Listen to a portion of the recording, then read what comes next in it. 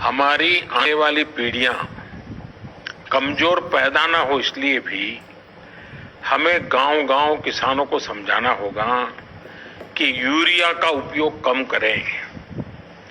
Urea के कारण बहुत बड़े संकट आ रहे हैं।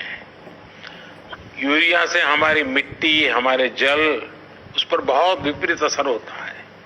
और इसलिए पल्लवी जी, आप जैसे प्रधान गांव वालों को समझाए कि भाई अब गांव में पहले अगर 10 थैली आता था यूरिया तो अब 5 थैली आएगा, पहले 100 थैली आता था तो 50 थैली आएगा।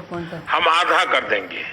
आप देखिए, पैसा भी बचेगा और ये हमारी धरती माता भी बचेगी। तो मैं चाहूंगा कि जब पंजाब के किसानों से बात हो रही है और पल्लवी जैसे प्रधान से बात हो रही है, तो मुझे पक्का विश्वास है कि आप ये काम करोगी। और मेरी तरफ से आपको बहुत बधाई, बहुत शुभकामनाएं। आइए हम महाराष्ट्र चलते हैं। भोले भाले किसान अधिक उत्पादन के लालच में फंसकर रासायनिक खाद व कीटनाशकों का प्रयोग करने लगे। बैलों की जगह ट्रैक्टर से जुताई होने लगी। शुरुआत में कम रासायनिक खादों के प्रयोग से अधिक उत्पादन हुआ। धीरे धीरे रासायनिक खादों के प्रयोग के कारण भूमि की उर्वरा शक्ति क्षीण होने लगी, जिसकी वजह से उत्पादन घटने लगा तथा फसलें कमजोर होने लगी। फसलों के कमजोर होने के कारण उनमें रोग व कीट लगने लगे। रोग व कीटों से फसल की सुरक्षा के लिए और अधिक कीटनाशकों का प्रयोग होने लगा। एक तरफ ज्यादा उत्पादन के लिए अधिक रासायनिक खादों का प्रयोग होने लगा, वहीं दूसरी तरफ फसलों को रोग व कीटों से बचाने के लिए अधिक विषाक्त कीटनाशकों का प्रयोग बढ़ गया, जिसके कारण उत्पादन लागत बढ़ी और किसान को लाभ कम होने लगा, बल्कि छोटे किसान कर्ज में डूबने लगे। धीरे धीरे भूमि की उर्वरा शक्ति क्षीण होने से भूमि बंजर होने लगी।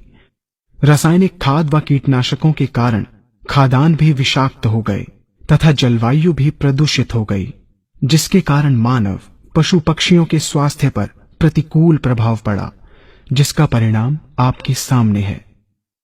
मानव स्वास्थ्य पर रासायनिक खादों के पड़ने वाले प्रभाव को आप ऐसे समझें। जब किसान फसल में रासायनिक खाद डालता है तो रासायनिक खाद में उपस्थित विषाक्त रसायन जल में घुलकर सबसे पहले जल को प्रदूषित कर भूमि के अंदर उपस्थित केचुए व सूक्ष्म जीवाणुओं को मार देता है। ये बात सभी किसान अच्छी तरह से जानते हैं कि केचुए व अन्य सूक्ष्म जीवाणु भूमि की उर्वरा शक्ति को बढ़ाने के लिए अति आवश्यक होते हैं। विषाक्त रसायन के कारण इनकी मृत्यु हो जाने से भूमि की उर्वरा शक्ति नष्ट हो जाती है तथा भूमि कठोर होकर बंजर होने लगती है। रासायनिक खादों के विषाक्त रसायन पानी के माध्यम से अन्य खनिजों के साथ फसल के अंदर पहुंचकर फसलों को विषाक्त बना देते हैं। बाद में जब खाद्यान्न के रूप में मनुष्य या अन्य पशु इन्हें खाते हैं तो ये विषाक्त रसायन मानव स्वास्थ्य पर बहुत ही बुरा प्रभाव डालते हैं तथा मनुष्य के अंदर तरह तरह के रोग उत्पन्न करते हैं।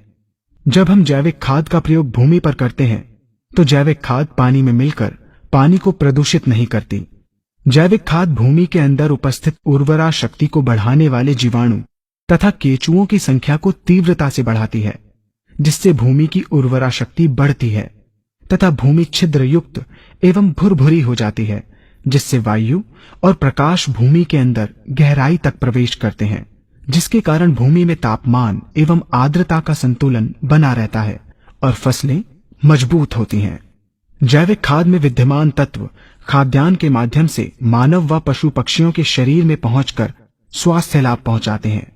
जैविक खादों के प्रयोग से फसलें अच्छी और मजबूत होती हैं, जिसके कारण उन पर रोगों एवं कीटों का ज्यादा प्रभाव नहीं पड़ता।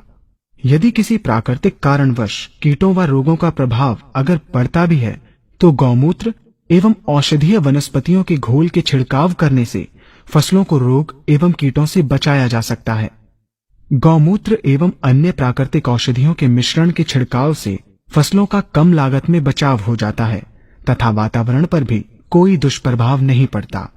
यहाँ हम आपको तालिकाबद्ध तरीके से दोनों